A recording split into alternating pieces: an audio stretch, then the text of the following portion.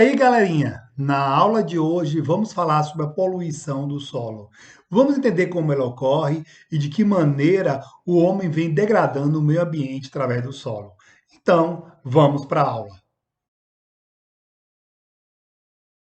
Na aula de hoje vamos falar sobre a poluição do solo. Mas primeiro, vamos entender o que é o solo ou o que nós chamamos de terra.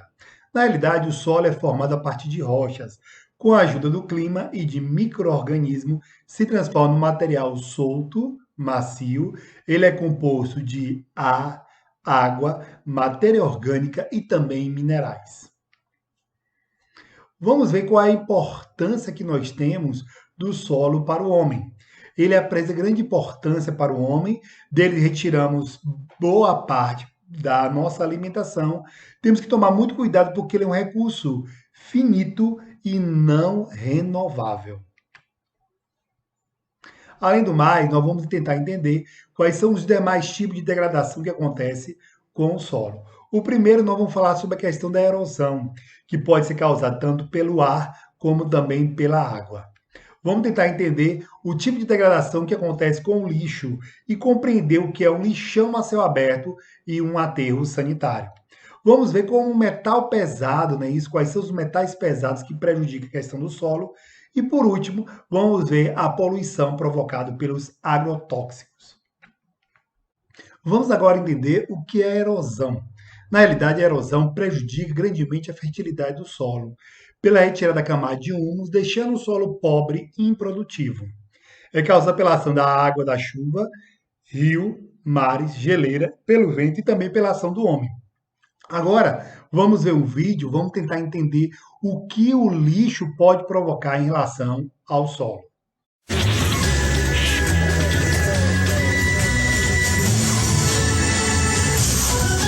Por acaso você sabe o que acontece com o seu lixo depois que ele sai da sua casa? No Globo Ecologia de hoje nós vamos conhecer um pouco mais da história do lixo, como o lixo é tratado hoje no Brasil e os possíveis caminhos para o futuro dos resíduos.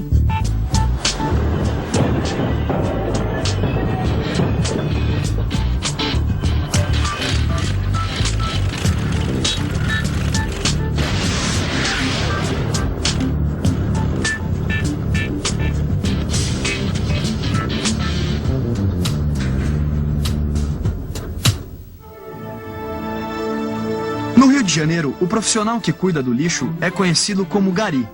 Uma história que começou ainda nos tempos do Império, no final do século XIX. Até então não havia um serviço organizado de varredura das calçadas nem de coleta nas casas. A cidade foi a primeira do país a criar um sistema de limpeza urbana. O Rio de Janeiro era a capital do Império e o Rio de Janeiro era uma cidade onde o imperador tinha também muitas ideias avançadas e gostava de trazer novidades da Europa. Em 1870, por aí, foi estabelecido aqui um sistema de coleta de lixo, limpeza das ruas e destinação do lixo, através de uma concessão com uma empresa cujo dono era um tal Aleixo Gari. E aí acabou que esse nome Gari passou a designar o trabalhador da limpeza urbana. Naquela época, os resíduos eram levados para as áreas de mangue, que eram consideradas insalubres. Nestas fotos, dá para a gente ver o lixo sendo despejado em barcaças para ser transportado para o litoral. Além dos manguezais, algumas ilhas também serviam de local de despejo, como era o caso da ilha da Sapucaia, hoje conhecida como Ilha do Fundão. Uma área castigada pelo acúmulo de sujeira. Então aqui no Rio de Janeiro, por exemplo, havia um grande projeto do cais de saneamento. Quer dizer, fazia-se em algumas áreas cais de pedra e aterrava-se o mangue. Então muitas áreas foram aterradas e exatamente nessa área muito perto de onde nós estamos, há uma área chamada Manguinhos, que era um grande mangue. Como era o lixo nessa época? Diferente do lixo de hoje, sem plástico, talvez mais fácil de degradar, professor? Era muito material resultante de podas, resultante de limpeza das ruas, restos de comida, cerâmica e madeira. Não existia plástico e muito pouco vidro. Porque os materiais de antigamente se incorporavam ao ambiente, por exemplo. Agora, quando advém o plástico e os metais, aí que as coisas começam a ficar mais complicadas. E isso em quantidades crescentes, que continua crescendo até hoje. Para onde vai esse lixo produzido hoje no Brasil? Bom, grande parte ainda vai para locais inadequados. Vai para, às vezes, a orla da Bahia, por exemplo. Ou vai para a margem dos rios. Ou vai para locais escondidos, por exemplo, atrás de um morro, dentro de um canal. E em grande parte ainda vai para lixões. O lixão é um local onde se coloca o lixo sem maior cuidado, e essa falta de cuidado exatamente gera problemas de poluição da água subterrânea, porque o lixo, quando entra em decomposição junto com as chuvas, ele provoca a formação de um líquido muito poluente, chamado chorume, que tem uma capacidade, digamos, de poluição em termos de carga orgânica 1000 vezes maior do que o esgoto doméstico. E além disso ele provoca também problemas de contaminação atmosférica, porque gera o metano. E também, quando ele é deixado a céu aberto, muitas vezes ele entra em combustão, e aí também são formadas fumaça, fogo, etc. Também é o local onde se atraem urubus, ou atraem uma porção de quantidade de insetos, ratos. Então, tudo isso é muito negativo. Agora, a tendência que nós temos observado é que cada vez estão se construindo mais os chamados aterros sanitários. Pois é, professor. A gente vai ver agora justamente uma iniciativa que vai além do padrão do aterro sanitário. A Fátima está no interior de São Paulo, em Paulínia, e vai mostrar para a gente como funciona uma central de gerenciamento de resíduos. Essa central em Paulínia, Max, recebe o lixo de 22 cidades da região metropolitana de Campinas e do interior de São Paulo. O Dirceu Pierro é o superintendente da unidade. Qual a principal diferença de uma central como essa para um aterro sanitário comum? No caso de uma central, é uma série, é um leque de serviços. O aterro sanitário é um dos serviços que nós prestamos. Nós temos também a biorremediação, que é um tratamento biológico de solo contaminado. Nós descontaminamos o solo biologicamente, devolvemos ele como ele estava antes, zero de contaminação. Temos também uma unidade que é a usina de entulho da construção civil, ou seja, o entulho chega, ele é trabalhado, triturado e é transformado em areia, é transformado em brita 1 e é transformado em brita 2. Existe também uma outra unidade, que é o biogás, no qual nós pegamos o gás metano e transformamos em gás carbônico, que é o crédito carbono. Resumindo, numa central existe a união de diferentes tecnologias de tratamento de resíduos, mas o coração desse sistema continua sendo o aterro sanitário. Em Paulínia, o espaço está sendo ampliado e é possível acompanhar cada estágio do processo de formação de um aterro. Dirceu, essa é a primeira etapa? Isso, tudo começa aqui na escavação do solo. Depois que você fez a compactação de base, você vem com uma colocação de manta de polietileno de alta densidade, que é de 2 milímetros. Essa manta vai ficar em cima dessa terra compactada. Para você ter uma ideia o que é essa manta. Essa manta ela é usada até para colete à prova de bala. Ela tem uma duração aí, uma durabilidade de 200 a 300 anos. Quando que o lixo vai entrar aqui efetivamente? Depois da colocação da manta e aqueles 70 centímetros de terra compactada, que é para dar proteção à manta, você começa a colocar os drenos de chorume, que são os líquidos percolados, e os drenos de gases. Aí sim já pode começar a receber os resíduos. No trecho que já está com a infraestrutura pronta, o entra e sai de caminhões carregados de lixo não para. Que trabalho exatamente esse trator está fazendo aqui atrás? Esse trator ele está espalhando o resíduo e compactando. Com essa compactação e fazendo a cobertura, ele vai formar o talude. E com isso, vocês conseguem evitar o quê? Evitar o cheiro, evitar moscas, evitar urubu. Por quê? Porque quando ele faz esse espalhamento e a cobertura, eu estou inibindo o processo fermentativo que está no lixo orgânico. O processo é sempre esse? Sempre esse. Chega o lixo... Já cobre imediatamente. 24 horas por dia? 24 horas por dia. São essas tubulações que saem de dentro do aterro e percorrem todo o maciço que transportam os dois principais poluentes produzidos pelo lixo, o chorume e o gás metano. É para cá que vem todo o chorume produzido no aterro? Exatamente.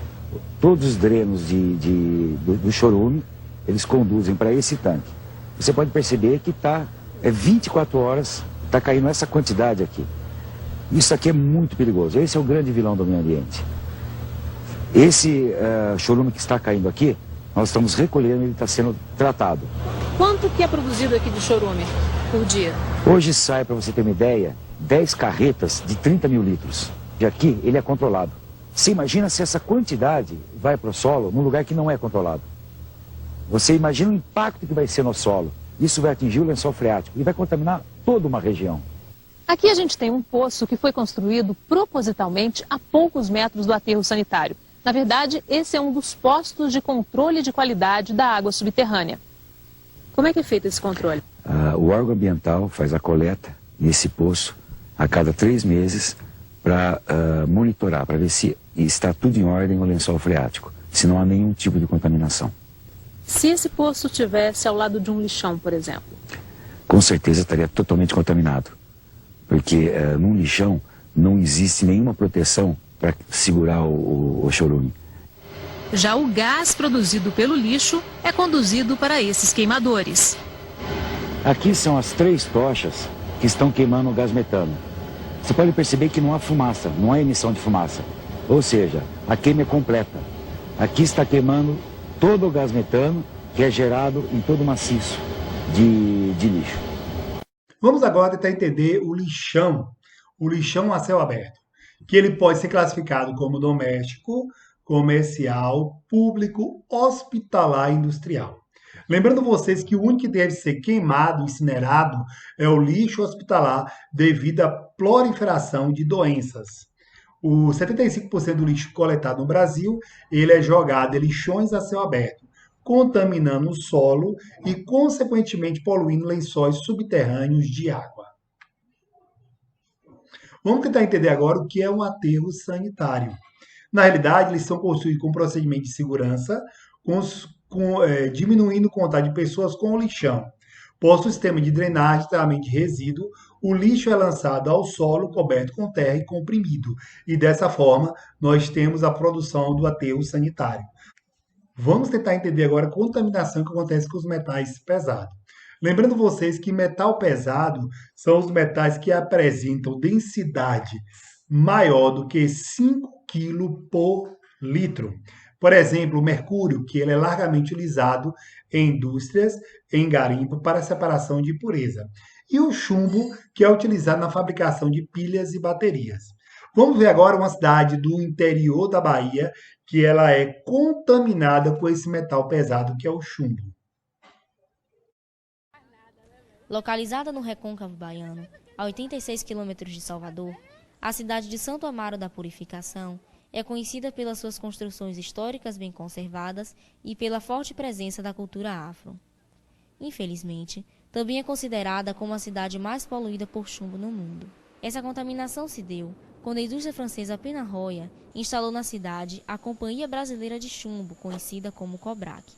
Desde então, esses problemas têm sido denunciados pelos principais jornais do estado e por especialistas que investigam os níveis de chumbo e cádmio na população e no meio ambiente. O chumbo e o cádmio são metais pesados que têm uma longa permanência no ambiente. Estou falando de séculos, de milênios. O chumbo não degrada, não degenera, não dissipa, entra na cadeia alimentar, o cádmio mais eficientemente ainda do que o chumbo.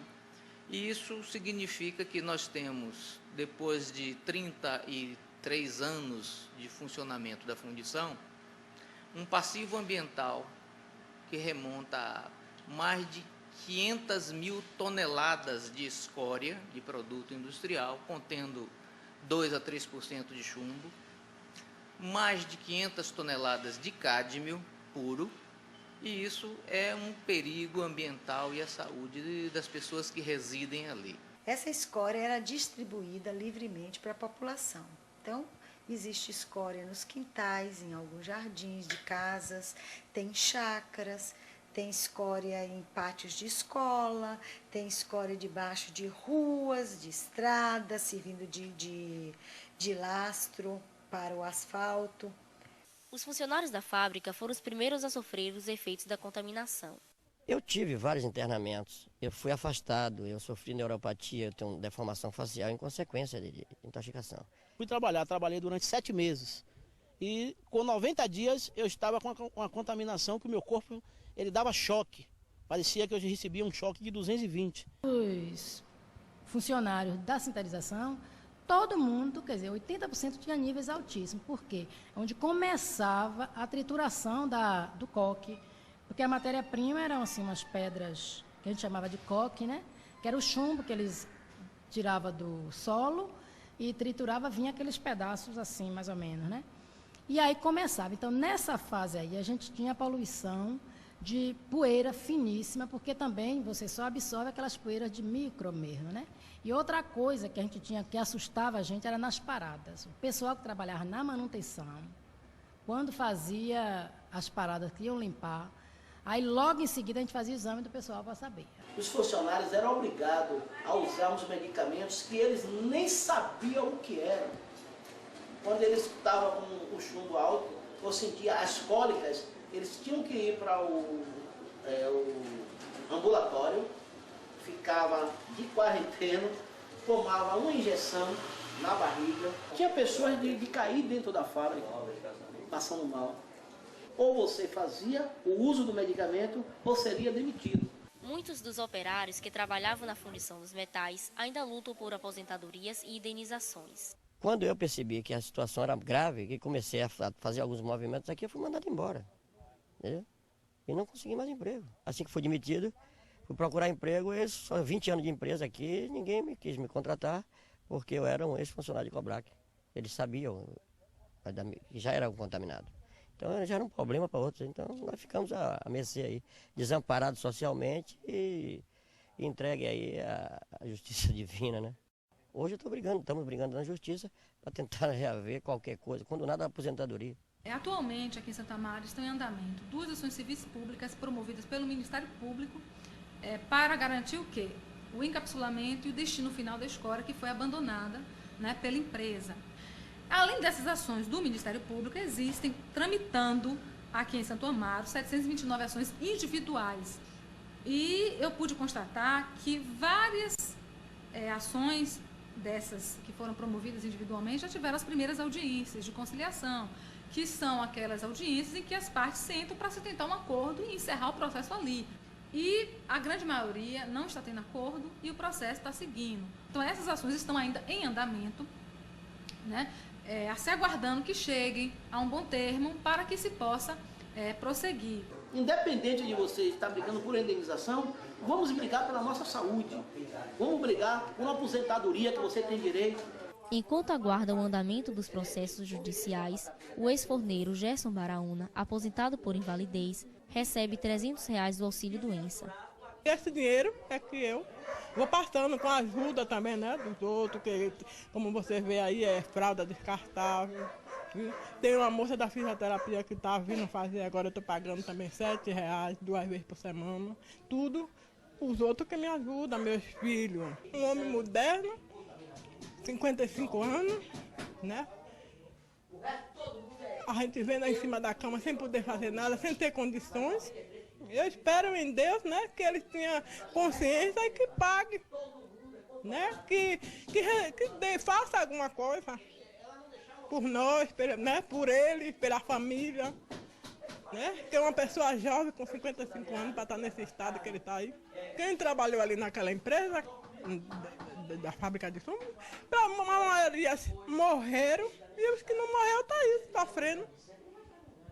E vai terminar morrendo disso mesmo. E não só ele, mas quase todos, né? Santo Amaro quase inteiro tá o quê? Contaminado por causa dessa criança que não tem chumbo no sangue. Vamos agora à contaminação que acontece com os agrotóxicos. O produto utilizado para combater seres vivos que prejudica plantações ou animais de criação. pode ser denominado como inseticida, fungicida, herbicida e acaricida. Boa parte desses agrotóxicos são utilizados principalmente na agricultura, em adubos químicos e herbicida. O Brasil é o quinto maior consumidor, movimentando cerca de 2,5 bilhões de dólares por ano. Somente 0,1% desses agrotóxicos atinge o seu alvo específico, enquanto 99,9% se acumula no solo e na água. Vamos ver um dos principais agrotóxicos que é utilizado no nosso dia a dia, que são os organos clorados. Eles são lipossolúveis, ficando acumulados na cadeia alimentar e no tecido adiposo. Por isso que ele é passado de ser vivo para ser vivo através da cadeia alimentar. Esses organos clorados, 90% deles são retidos no organismo humano, que são provenientes da alimentação, que estão contaminados com organos clorados. E, além do mais, essa contaminação ela pode atuar sobre o sistema nervoso central, resultando em distúrbios comportamentais, sensoriais, equilíbrio, musculatura involuntária, depressão dos sistemas vitais, como respiração, causando convulsões, paralisia e a morte do indivíduo. E, além do mais, essa intoxicação ela pode acontecer tanto por inalação, ingestão e o contato com a pele pode provocar a intoxicação por organo clorado. Então, galera, é isso aí que nós temos que falar sobre a poluição do solo. Espero que vocês tenham gostado da aula. Valeu!